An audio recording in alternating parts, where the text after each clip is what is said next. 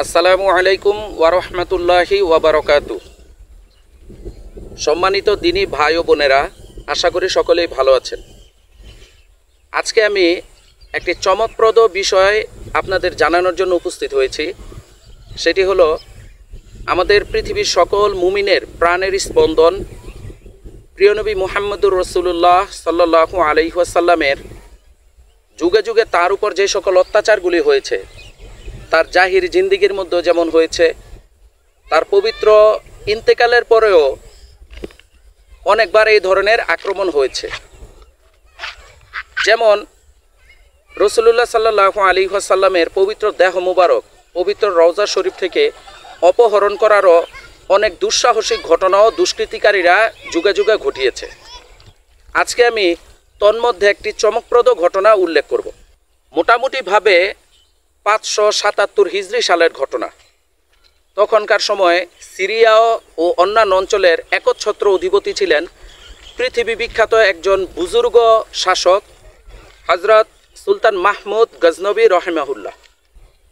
তো তিনি একবার স্বপ্নে দেখলেন যে আল্লাহ রসুল সাল্লাল্লাহু আলাইহি ওয়াসাল্লাম তাকে দিদার দিয়ে ধন্য করেছে এবং নীল চক্ষু বিশিষ্ট দুটি লোককে দেখিয়ে বলছে যে মাহমুদ, এই দুই দুষ্কৃতিকারীর হাত থেকে আমাকে মুক্ত করো। সুলতান মাহমুদ গজনবী ভয় পেয়ে জাগ্রত হয়ে গেলেন। জাগ্রত হয়ে তিনি ক্রন্দন করতে লাগলেন, কাঁদতে লাগলেন এই ভেবে যে আল্লাহ পাকের রসুল সাল্লাল্লাহু আলাইহি ওয়াসাল্লাম আসলে আমাকে এই স্বপ্ন দেখে কী বুঝাতে চাচ্ছেন। তিনি বেকার আর পেরেশান হয়ে গেলেন। তারপর অনেক চিন্তা ভাবনা করতে করতে একসময় তিনি 2 রাকাত নামাজ আদায় করলেন, তারপর আবার ঘুমিয়ে পড়লেন। ঘুমিয়ে যাওয়ার পর তিনি সেই স্বপ্ন পুনরায় দেখতে পেলেন। আবার তিনি ভয় পেয়ে জাগ্রত হয়ে গেলেন। এভাবে জাগ্রত হওয়ার পরে তিনি আবার যখন পেরেশানিতে পড়লেন, আবার 2 রাকাত নামাজ আদায় করলেন। তৃতীয়বার মতো ঘুমিয়ে যাওয়ার পরে তিনি সেই স্বপ্ন পুনরায় দেখলেন। এবার তিনি জাগ্রত হয়ে এতটাই পেরেশান হলেন যে তিনি কোনো রকমের সিদ্ধান্ত নিতে না পারে পরিশেষে তার আরেকজন বুজুর্গ পরামর্শক মানে প্রধানমন্ত্রী জামালউদ্দিন, কেউ কেউ জালালউদ্দিনও বলেছেন, জালালউদ্দিন মৌসুলি, ওনার কাছে পরামর্শ চাইলেন। তো তার প্রধানমন্ত্রীর সাথে তিনি পরামর্শ করলেন এই ব্যাপারে যে কি করা যায়। তো বিচক্ষণ এবং দূরদর্শী তার যে প্রধানমন্ত্রী সেই জালালউদ্দিন সাহেব সুলতান মাহমুদ গজনবীকে পরামর্শ দিলেন যে জাহাপনা, সম্ভবত মদিনা মুনাওয়ারাতে কোনো রকমের অঘটন ঘটতে যাচ্ছে। অতি শীঘ্রই আপনার সেখানে যাওয়া উচিত, যে সেখানকার হাল হাকিকত জেনে ব্যবস্থা নেওয়া উচিত। সুলতান মাহমুদ গজনবী এ পরামর্শ শুনে এটাকে উত্তম ভেবে তিনি সৈন্য সামন্ত নিয়ে মদিনা মুনাওয়ারার উদ্দেশ্যে রওনা হলেন। বেশ কিছুদিন পরে তিনি সফর করার পরে মদিনা মুনাওয়ারাতে উপস্থিত হলেন এবং মদিনা মুনাওয়ারাবাসীদেরকে এই মর্মে দাওয়াত দিলেন যে আমি আপনাদেরকে আপ্যায়ন করাবো, আপনাদের মেহমানদারি করাবো, আপনারা সকলেই আমার মেহমানদারিতে এসে শরিক হন, কেউ যেন বাদ না যান। মদিনাবাসীগণ তার মেহমানদারিতে অংশগ্রহণ করলো এবং কয়েকদিন ধরে সেই মেহমানদারিতে অংশগ্রহণ করতে লাগলো। কিন্তু সুলতান মাহমুদ গজনবী যে আকুল নয়নে সেই 2 ব্যক্তিকে খুঁজছেন, তাদেরকে কিন্তু একবারের জন্য দেখতে পেলেন না। এ ব্যাপারে তিনি আরও বেশি পেরেশান হয়ে গেলেন। তো তিনি মদিনাবাসীদের উদ্দেশ্যে বলতে লাগলেন যে আপনাদের মধ্যে এখনও কি এমন কেউ বাকি আছেন যে আমার এই মেহমানদারিতে অংশগ্রহণ করেনি? মদিনাবাসীদের সকলেই বললেন যে না জাহাপনা, আমরা মদিনাবাসী যারা আছি প্রত্যেকেই আপনার এই মেহমানদারিতে অংশগ্রহণ করেছি, কেউ বাদ নেই। কিন্তু তিনি দৃঢ় কণ্ঠে বললেন যে না, আপনাদের মধ্যে কেউ না কেউ বাকি রয়েছে, ভালো করে খেয়াল করে দেখুন।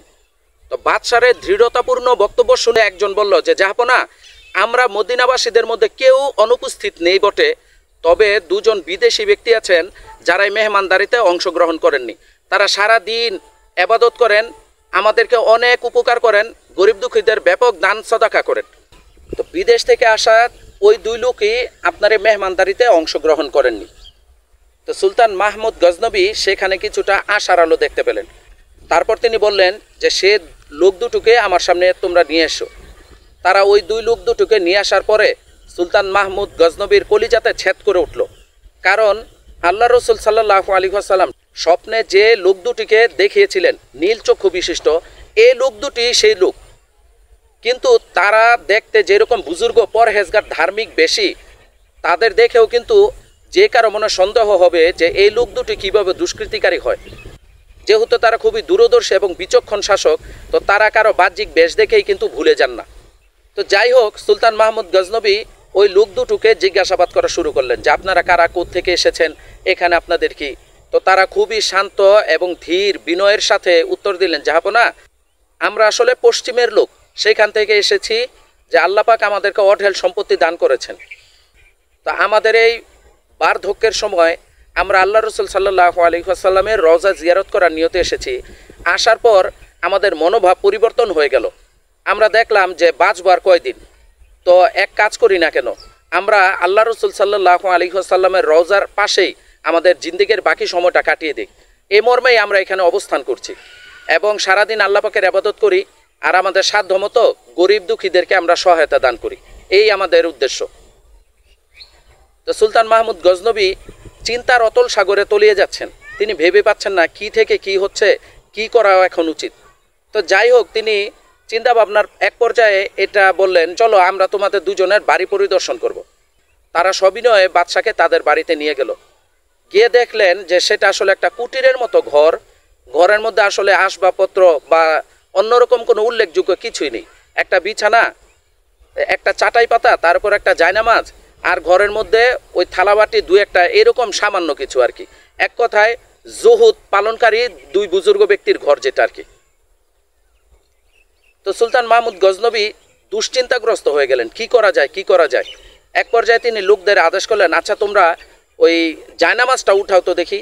তো তারা জায়নামাজ উঠালো, একটা চাটাই মাত্র, চাটাইটা উঠাও। চাটাই উঠানো মাত্রই লক্ষ্য করে দেখা গেল যে সেখানে একটা বিশাল পাথর চাপা দেওয়া, একটা গর্তের মুখ, সেটাকে চাপা দেওয়া হয়েছে একটি পাথরের দ্বারা। তিনি লোকদেরকে আদেশ করলেন সেই গর্তের মুখ থেকে পাথরটি সরাতে।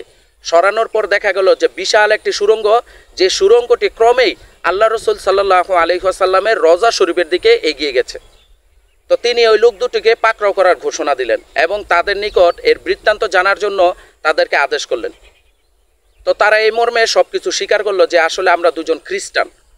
খ্রিস্টানদের বড় বড় প্রতিনিধিদের এই আলোচনা করা হয়েছে যে আল্লাহ রসুল সাল্লাল্লাহু আলাইহি ওয়াসাল্লামের পবিত্র দেহ মুবারক রওজা মুবারক থেকে বের করে নিয়ে তাকে অপদস্থ করা হবে এবং মুসলিমদেরকে এই মর্মে তিরস্কার করা হবে, এই মর্মে অপদস্থ করা হবে যে তোমাদের নবীজির লাশ কবরে সংরক্ষিত থাকার বা রাখার যে ঘোষণা, সেটা আসলে মিথ্যা।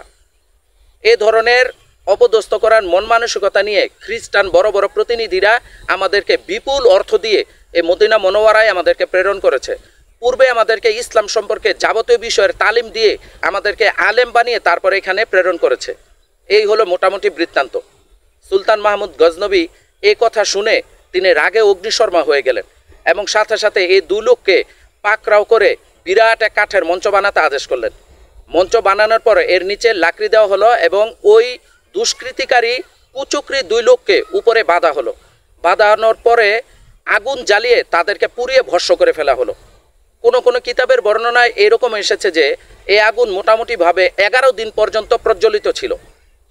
তারপর সুলতান মাহমুদ গজনবী রহিমাহুল্লাহ একটি সুদূরপ্রসারী চিন্তা ভাবনা করলেন, সেটা হলো ভবিষ্যতে যেন আল্লাহ রসুল সাল্লাল্লাহু আলাইহি ওয়াসাল্লামের পবিত্র দেহ মুবারকের উপর কোনো দুশ্মন, কোনো কুচক্রী যেন এই দেহ মুবারককে বের করার কোনো রকমের অপচেষ্টা চালাতে না পারে এবং অপমানের কোনো দুশ্চিন্তাও যাতে মাথায় আনতে না পারে, সেজন্য তিনি রওজা মুবারকের চতুর্দিকে গভীরতম খনন করে সীসা গলিয়ে বিরাট প্রাচীর নির্মাণ করে দিলেন। এভাবে সুরক্ষিত করা হলো প্রিয় নবী সাল্লাল্লাহু আলাইহি ওয়াসাল্লামের পবিত্র রওজা মুবারক। যুগে যুগে এরকম দুষ্কৃতিকারী এবং কুচক্রীরা আল্লাহ রসুল সাল্লাল্লাহু আলাইহি ওয়াসাল্লামের রওজা মুবারক থেকে তার দেহ মুবারক বের করার যে অপচেষ্টা চালিয়েছে বা এই ধরনের অপচেষ্টা করেছে, তাদের জন্য এই ঘটনাটি হলো একটি উপযুক্ত শিক্ষা। তো দিনী ভাই ও বোনেরা, আশা করি আপনারা একটি চমকপ্রদ ঘটনা জানতে পারলেন। হয়তো অনেকের এই বিষয়টি জানা নেই। তো ভিডিওটি যদি আপনাদের ভালো লেগে থাকে অবশ্যই লাইক করবেন এবং ভিডিওটি কেমন লাগলো তা অবশ্যই কমেন্ট করে জানাবেন। আর যদি মনে করেন যে এই ঘটনাটি অন্যান্য মুসলিম ভাই বোনেরা জেনে উপকৃত হোক, তাহলে অবশ্যই একটি শেয়ার করবেন। এরকম ভিডিও নিয়মিত পেতে আমার আইডিটিকে অবশ্যই ফলো করবেন। সকলেই ভালো থাকবেন। আসসালামু আলাইকুম ওয়া রাহমাতুল্লাহি ওয়া বারাকাতুহু।